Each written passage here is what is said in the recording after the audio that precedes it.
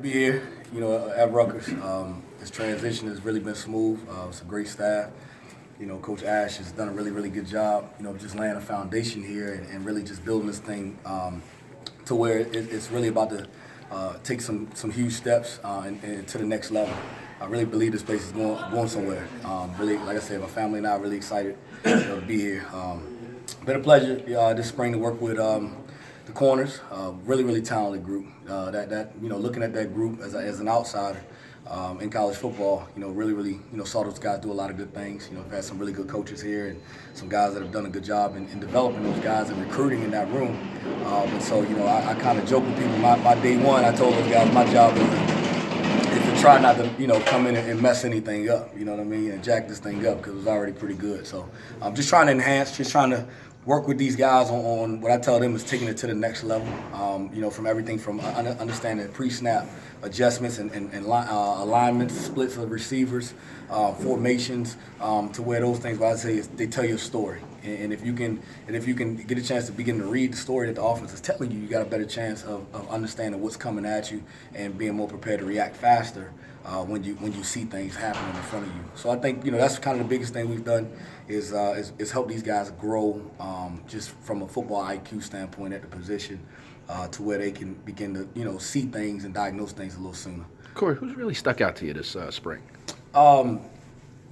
Really, like I said, the entire group. I mean, it's really a talented group. I mean, the guys that have played, they got some guys in that room that played a lot of football. I think they had some injuries and some things that forced some dudes to play even more snaps than probably you would like. But really, when we think about Bless Austin, who is coming off an injury, and I mean, really been a bright spot for us in a limited role and things that he's done.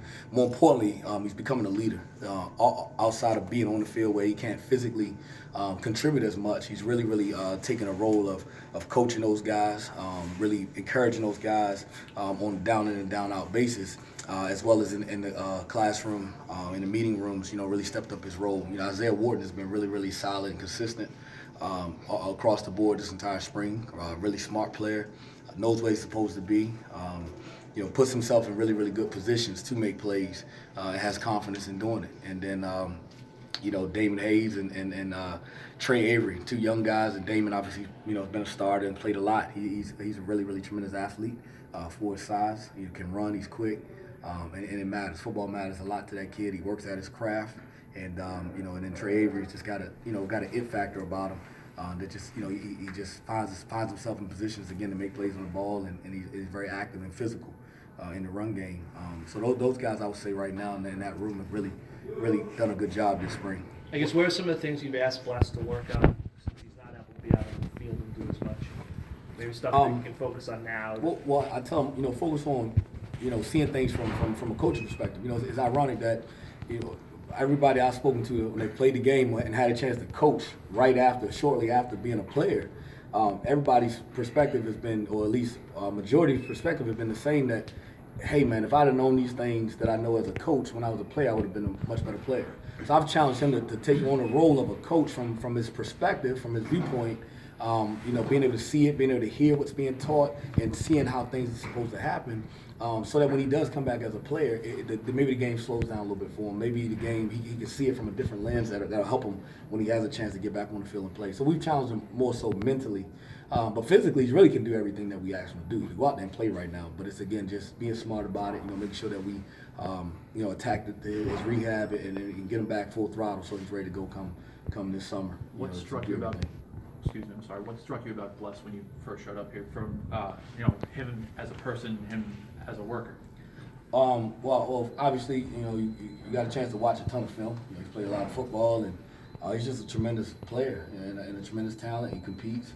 He's hungry, and then physically, he looks good. He's got a really good physique about him at that position that makes him kind of ideal for what you want. So it didn't, that nothing really surprised me. I will say, he's a lot more humble than you would think for a guy that kind of has the success that he's had in this program. But he comes ready to work every day, open-minded, willing to learn. He's a very respectful kid, comes from a good home. So I would just say just his humility might be what has surprised me, if anything.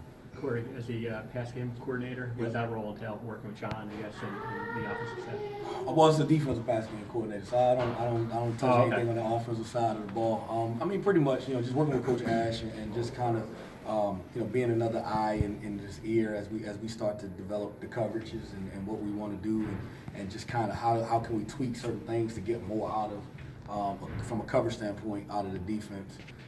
So that's pretty much it. Again, just being a team player, and then with Coach Neiman, following his lead, and whatever he needs us to do, we just go out there and get it done. Time for two more. How much can Damon come out here and benefit from the fact that he was thrown into a starting position, had to start 8 games last year? How much can that benefit him moving forward now? Oh, tremendously. I mean, he's a starter. He's a seasoned guy, ready to play, ready to move forward, and there's no better teacher than experience. And he's gotten a chance to get some of that game rep, game experience. Cory, you've had success recruiting early on. A lot of people speak highly of you. What do you attribute that to? And just talk about your recruiting philosophy. Well, it starts with recruiting. Starts at the top. And Coach Ash's philosophy on recruiting is that recruiting is the lifeblood of the program.